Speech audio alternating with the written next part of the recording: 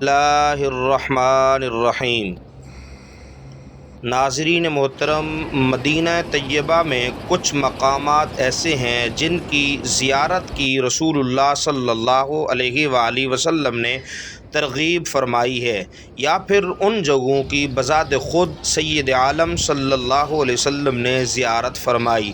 ان میں سے ایک مقام مسجد نبوی شریف ہے، ایک مقام مسجد قباء ہے، اور ایک مقام بقیع قبرستان ہے۔ شہدائے احد کے مزارات ہیں، جن میں سے ایک مقام مسجد نبوی شریف ہے۔ یہ مدینہ منورہ کی اہم تاریخی اور فضیلت کی حامل مسجد ہے، جس کی تعمیر اس جگہ پر ہوئی جہاں رسول اللہ صلی اللہ علیہ وآلہ وسلم کی اونٹنی بیٹھی تھی۔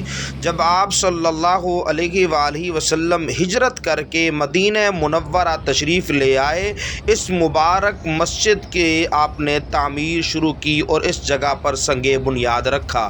حضرت ابو ہریرہ رضی اللہ تعالی عنہ فرماتے ہیں، رسول اللہ صلی اللہ علیہ وآلہ وسلم نے ارشاد فرمایا، 3 مساجد ایسی ہیں جن کے لیے سفر کرنا مستحب ہے، ایک مسجد حرام، دوسری میری مسجد یعنی مسجد نبوی شریف، تیسری مسجد اقصیٰ۔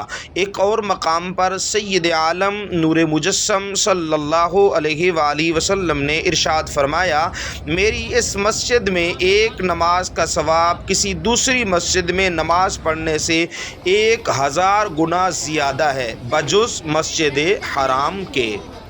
زیارت کے لیے کوئی وقت متعین نہیں، بلکہ یہ کسی بھی وقت ہو سکتی ہے۔ زیارت کرنے والے کو چاہیے کہ عمومی آداب کا خیال رکھے، اپنی رہائش گاہ سے طہارت اور پاکیزگی کا اہتمام کرے، خوشبو لگائے، مسجد نبوی کی طرف وقار اور شائستگی کے ساتھ چلے، اللہ تعالیٰ کے لیے خشوع و خضوع کی کیفیت ہو، زبان پر درود شریف کا ورد ہو، مسجد میں داخل ہوتے وقت پہلے دایاں پیر اندر رکھے اور یہ دعا پڑھے، بسم اللہ والسلام علی رسول اللہ، اللہم اغفر لی ذنوبی وافتح لی ابواب رحمتک۔ داخل ہو کر پہلے تحیۃ المسجد کی 2 رکعت نماز پڑھے، اور اگر ہو سکے تو پھر 2 رکعت ریاض الجنہ میں پڑھے، اور پھر رسول اللہ صلی اللہ علیہ وآلہ وسلم کی قبر کا رخ کرے، اور یہاں پہ مواجہ شریف یعنی جالیوں کے سامنے کھڑے ہو کر رخ قبلہ قبر اطہر کی جانب ہو اور پشت قبلہ کی سمت ہو۔ اس مبارک گھڑی میں رسول اللہ صلی اللہ علیہ وآلہ وسلم کی عظمت اور آپ کے بلند مقام کا دھیان کرے، آواز بلند نہ کرے، نہ دعا میں نہ سلام میں پیش کرنے میں۔ اولاً رسول اللہ صلی اللہ علیہ وآلہ وسلم پر سلام پیش کرے، پھر ایک قدم دائنی سمت کو چلے اور کھڑے ہو کر حضرت سیدنا ابو بکر صدیق رضی اللہ تعالی عنہ کو سلام کرے، پھر اسی طرح ایک قدم مزید دائنی طرف کو چلے اور حضرت عمر رضی اللہ تعالی عنہ کو سلام کرے۔ رسول اللہ صلی اللہ علیہ وآلہ وسلم جس وقت مکہ مکرمہ سے ہجرت کر کے مدینہ منورہ تشریف لائے تو آپ صلی اللہ علیہ وسلم نے اس جگہ پر مسجد کی بنیاد رکھی جہاں آپ صلی اللہ علیہ وآلہ وسلم کی اونٹنی بیٹھی تھی۔ مسجد کی بناوٹ چوکور مربع تھی، جس کی پیمائش تقریباً 1060 میٹر مربع پر تھی۔ اور یہاں ہم ذکر کرتے چلے جائیں، یہاں پہ یہ مبارک جگہ بھی ہے جو حضور اکرم صلی اللہ علیہ وآلہ وسلم کے گھر یعنی حجرہ عائشہ سے منبر شریف کے درمیان میں ہے۔ اس کا نام روضہ شریف یا ریاض الجنہ ہے، یعنی جنت کی کیاری یا جنت کا باغیچہ۔ اس کا یہ نام اس لیے ہے، حدیث شریف میں رسول اللہ صلی اللہ علیہ وسلم نے ارشاد فرمایا، میرے گھر اور منبر کے درمیان جنت کے باغوں میں سے ایک باغیچہ ہے، اور یہ مغربی دیوار میں ہے جس کا کچھ حصہ آ گیا ہے۔ روضہ شریف اور اس کے آس پاس میں بعض اہم تاریخی نشانیاں بھی ہیں۔ سب سے اہم حجرہ شریف ہے جو اس کے مشرق میں ہے۔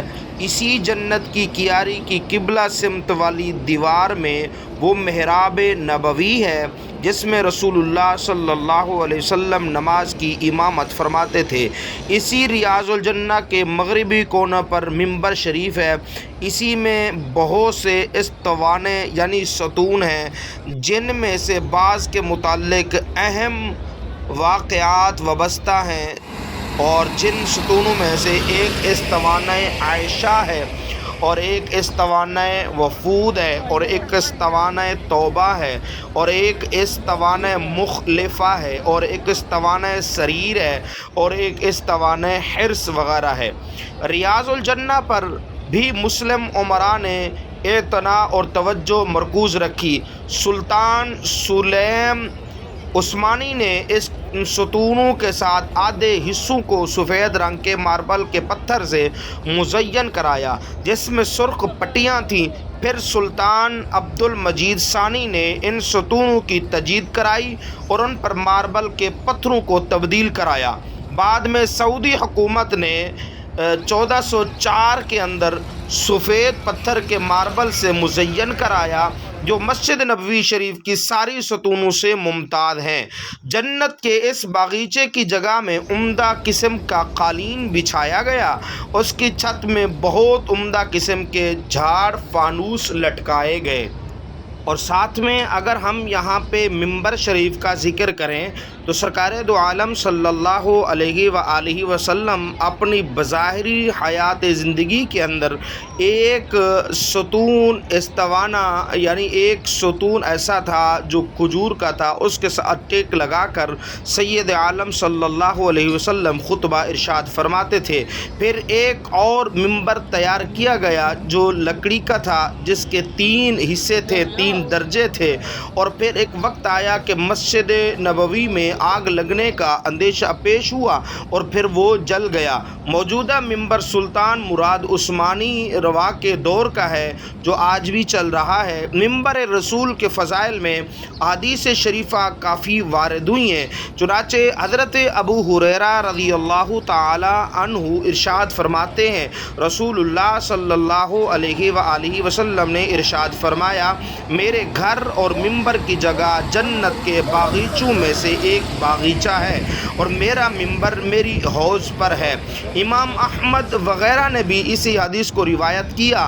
حضرت سال سے روایت کرتے ہیں کہ رسول اللہ صلی اللہ علیہ وسلم نے ارشاد فرمایا، بلا شبہ میرا منبر جنت کے ٹیلوں میں سے ایک ٹیلا ہے۔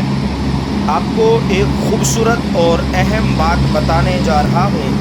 ایک صفہ مسجد نبوی شریف کے پچھلے حصے میں ایک جگہ تھی جو موجودہ معروف صفہ میں سے بجانب مغرب قدر جنوب میں واقع ہے، اور فی الوقت اس کی کوئی ظاہری علامت نہیں رہ گئی۔ رسول اللہ صلی اللہ علیہ وسلم نے اس جگہ کو کھجور کے شاخوں سے سایہ دار کرنے کا حکم دیا تھا، اس لیے اس کو صفہ یا ضلع بھی کہا جاتا تھا۔ یہ دراصل ایسے مہاجرین کی رہائش کے لیے تیار کیا گیا تھا جو بغیر بیوی بچے والے نیز فقراء مساکین تھے۔ ان افراد کا خاص کام تعلیم قرآن کو عام کرنا اور رسول اللہ صلی اللہ علیہ وسلم سے یا آپ کے مامور کردہ کسی صحابی سے احکام شریعہ کا سکھانا تھا، اور جب کسی جہاد میں جانے کی ضرورت پڑتی تو آپ ان میں سے جو قدرت رکھتا راہ خدا میں نکلتا تھا۔ اصحاب صفہ میں سے بہت سے صحابہ کرام بڑے مشہور ہوئے، جن میں سب سے زیادہ مشہور ہونے والے حضرت سیدنا ابو ہریرہ رضی اللہ تعالی عنہ ہیں۔ مسجد نبوی کے صحن کی بات کریں تو پہلے صحن 2 جگہ پہ ہوا کرتے تھے۔ جب تحویل قبلہ پیش آیا، خادمین حرمین شریفین اور اس کے بعد آج تک خادم حرمین شریفین شاہ فہد بن عبدالعزیز کی عظیم توسیع میں ان دونوں صحنوں کے فرش کو سفید ماربل کے پتھر سے مزین کیا گیا۔ یہ پتھر اس قسم کا ہے جس میں گرمی اثر انداز نہیں ہوتی۔ نیز ان دونوں صحنوں میں 6 چھتریاں نصب کر دی گئیں جو بجلی سے کھلتی اور بند ہوتی ہیں تاکہ دھوپ اور بارش سے نمازی محفوظ رہ سکیں۔ سب سے پہلا اگر گنبد کی بات کی جائے تو سب سے پہلا گنبد حجرہ شریفہ کے اوپر نصب تھا، سلطان منصور نے تعمیر کرایا۔ بعد میں یہی گنبد گنبد خضرا کے نام سے مشہور ہو گیا۔ اس کے بعد مسجد نبوی پر دیگر گنبد بنے۔ عبد المجید عثمانی ترکی کی تعمیر کردہ مسجد کے سارے حصے میں گنبد ہی گنبد تھے، البتہ ان کے سائز مختلف ہیں۔ ان کی مجموعی تعداد 170 ہے۔ آخری سعودی توسیع میں 27 گنبد بنائے گئے جو آٹومیٹک متحرک ہیں۔ یہ گنبد اپنی ساخت اور زیبائش میں اپنی مثال آپ ہیں۔ سب سے پہلے اگر مینار کی بات کریں تو سب سے پہلے ولید بن عبد الملک نے مینار مسجد نبوی کے تعمیر کرائے۔ یہ کل 4 مینار تھے جن کو مضبوط بنیادوں پر بنایا گیا تھا۔ ان کی بلندی کافی تھی اور ان کا عرض 4 میٹر کے قریب تھا۔ یہ جنوب مغرب کا مینار منہدم کر دیا گیا، جن کو سلطان ناصر بن محمد قلاوان نے دوبارہ سن 706 کے اندر تعمیر کرنے کا حکم دیا۔ ایک 5واں مینار باب الرحمہ دروازے کے نزدیک اشرف قیتبائی کے عہد میں بنایا گیا، پھر ان کی تجدید کا بھی کام عبد المجید کے عہد میں ہوا۔ پھر پہلی سعودی توسیع میں جنوبی سمت کے 2 میناروں کو باقی رکھا گیا اور بقیہ دیگر کو منہدم کر دیا گیا، جن کے بدلے 2 مینار شمالی سمت میں تعمیر کر دیے گئے۔ پھر آخری توسیع میں مزید 6 میناروں کا اضافہ کیا گیا۔ اس طرح اب میناروں کی کل تعداد 10 ہو گئی ہے، جن میں سے صرف 2 قدیم ہیں جو مسجد کے آگے والے قبلہ سمت حصہ میں ہیں، اور بقیہ 8 مینار سارے کے سارے نئے پائے جاتے ہیں۔ ہم بات کرتے ہیں محراب کی۔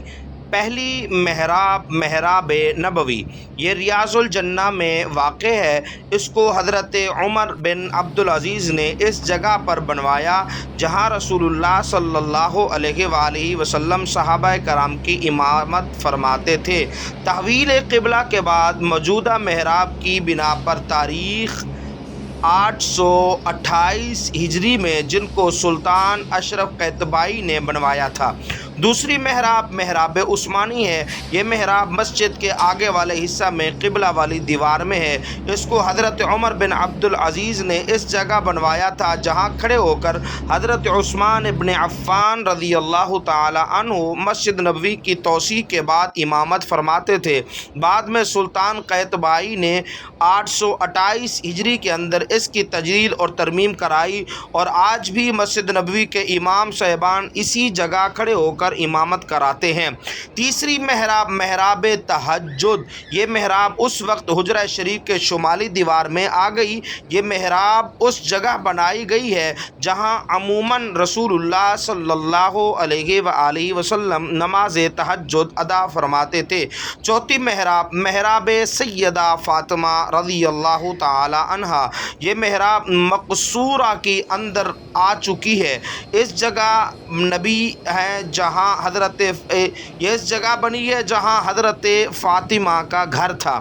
پانچویں محراب محراب سلیمانی یا محراب حنفی، یہ منبر شریف کی سیدھ میں مغرب سمت تیسرے ستون کے قریب ہے، جس کو توغان شیخ نے سن 860 میں بنوا کر اس میں امامت کے لیے حنفی مسلک کا امام منتخب کیا۔ پھر سلیمان قانونی نے سن 938 میں تجدید کرائی اور اسی کی طرف یہ محراب منسوب ہو گئی ہے۔ آئیے اب ہم بات کرنے لگے ہیں حجرہ شریفہ کی۔ حجرہ شریفہ یہ وہ مبارک کمرہ تھا جس میں رسول اللہ صلی اللہ علیہ وآلہ وسلم حضرت عائشہ کے ساتھ رہائش پذیر تھے۔ یہ مسجد نبوی کے جنوبی مشرق میں واقع ہے۔ اس کی تعمیر میں بھی مسجد نبوی کے ساتھ ہی عمل میں لائی گئی۔ تعمیر میں مٹی، کچی اینٹ، کھجور کی شاخیں وغیرہ استعمال کی گئیں۔ اس کی اس کا ایک دروازہ تھا جو غالباً عرعریہ سال کی لکڑی کا تھا۔ یہ دروازہ ریاض الجنہ کی سمت کھلتا تھا۔ آپ صلی اللہ علیہ وآلہ وسلم کی وفات اسی کمرے میں ہوئی اور اسی کی قبلہ والی سمت میں آپ صلی اللہ علیہ وآلہ وسلم کی تدفین عمل میں آئی۔ کمرہ کا شمالی حصہ حضرت عائشہ رضی اللہ تعالی عنہا پھر بھی رہتی تھی۔ پھر جب حضرت عائشہ رضی اللہ تعالی عنہا کے والد ماجد حضرت ابوبکر صدیق رضی اللہ تعالی عنہ کی وفات ہوئی تو آپ کی قبر رسول اللہ صلی اللہ علیہ وآلہ وسلم کی قبر اطہر سے تقریباً 1 فٹ پیچھے بنائی گئی، اس طرح پر کہ حضرت ابوبکر صدیق کا سرکار دو عالم صلی اللہ علیہ وسلم کے کاندھے کے برابر ہوئی۔ اس کے بعد حضرت عمر رضی اللہ تعالی عنہ کی وفات ہوئی تو آپ کو بھی اسی حجرہ شریفہ میں حضرت ابوبکر صدیق کے پیچھے 1 فٹ کے فاصلے سے دفن کیا گیا اور ان کا سر بھی حضرت ابوبکر صدیق رضی اللہ تعالی عنہ کے کاندھے کے برابر ہوا۔ ان قبروں کے باوجود حضرت عائشہ حجرہ کے شمالی حصہ میں تاحیات رہتی رہیں، البتہ قبروں اور اپنی رہائش کے درمیان ایک پردہ لٹکا رہا۔ جب حضرت عائشہ کی وفات ہو گئی تو آپ کو بقیع میں دفن کر دیا گیا اور حجرہ شریفہ میں صرف قبور باقی رہ گئیں، حضرت عائشہ والا حصہ خالی ہو گیا۔ بات کرتے ہیں مدینہ الرسول صلی اللہ علیہ وآلہ وسلم کی۔ حضرت عبداللہ بن زید رضی اللہ تعالی عنہ روایت کرتے ہیں، نبی کریم صلی اللہ علیہ وآلہ وسلم نے ارشاد فرمایا کہ حضرت ابراہیم علیہ السلام نے مکہ کو حرم قرار دیا اور آپ نے ان کے لیے دعا کی، اور میں مدینہ کو حرم قرار دیتا ہوں جس طرح حضرت ابراہیم علیہ السلام نے مکہ کو حرم قرار دیا تھا۔ میں مدینہ کے لیے دعا کرتا ہوں یہاں کے مد اللہ تعالیٰ اس میں برکتیں نازل فرمائے۔ مد اور سا مدینہ کے ناپ تول میں استعمال ہونے والے برتنوں کے نام ہیں۔ حضرت جابر بن عبداللہ رضی اللہ تعالی عنہ سے مروی ہے، رسول اللہ صلی اللہ علیہ وسلم نے ارشاد فرمایا، مدینہ لوہار کی بھٹی کی مثل ہے جو یہاں کے خبث اور گندگی کو دور کرتا ہے اور اچھائی کو جذب کرتا ہے۔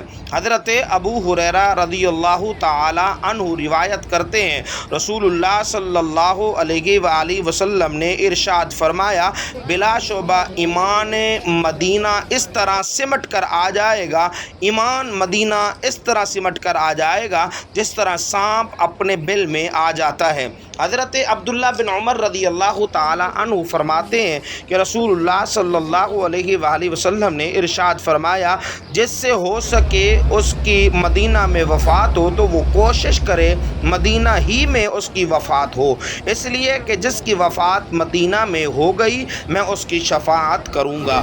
اسی طریقے سے حضرت ابو ہریرہ رضی اللہ تعالی عنہ بڑی کمال حدیث مبارکہ نقل کرتے ہیں کہ نبی رحمت، شفیع امت، شہنشاہ نبوت، تاجدار رسالت صلی اللہ علیہ وآلہ وسلم نے ارشاد فرمایا، مدینہ کی حدود پر فرشتے مقرر ہیں، اس لیے یہاں نہ طاعون داخل ہوگا اور نہ دجال آ سکے گا۔ حضرت عامر بن سعد اپنے والد سے روایت کرتے ہیں، رسول اللہ صلی اللہ علیہ وآلہ وسلم نے ارشاد فرمایا، جو ہر روز صبح کو 7 عجوہ کھجوریں کھائے تو اس دن کھانے والے پر نہ تو زہر اثر انداز ہوگا اور نہ ہی جادو اس پر کوئی اثر کر سکے گا۔ مدینہ الرسول کے کئی نام نقل کیے گئے، کئی نام اس کے ہیں، متعدد نام میں سے 6 نام یہاں پہ قابل ذکر ہیں۔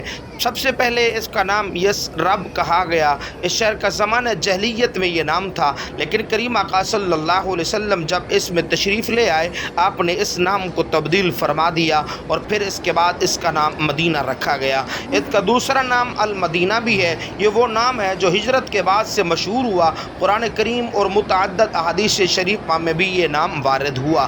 اور ایک اس کا نام ہے طابہ یا طیبہ، یہ دونوں نام اس شہر کے رسول اللہ صلی اللہ علیہ وسلم نے رکھے ہیں۔ اور ایک اس کا نام ہے الدار، الایمان، یہ دونوں نام قرآن کریم میں وارد ہوئے ہیں، چنانچہ ارشاد ربانی ہے، والذین تبوأوا الدار والایمان۔ ان 6 ناموں کے علاوہ بقیہ نام تاریخ نویس نے یہ تو بعض احادیث ضعیفہ سے بھی مسترد کر دیے گئے ہیں۔ پھر اس کی صفات یا یہاں ہونے والے اہم احادیث میں جو نام وارد ہوئے ہیں، مثلا محبوبہ، قاسمہ، دار الابرار، دار الحجرہ، دار السلام، دار الفتح۔ اللہ تبارک و تعالی ہم سب کو مسجد نبوی کی زیارت سے منور فرمائے۔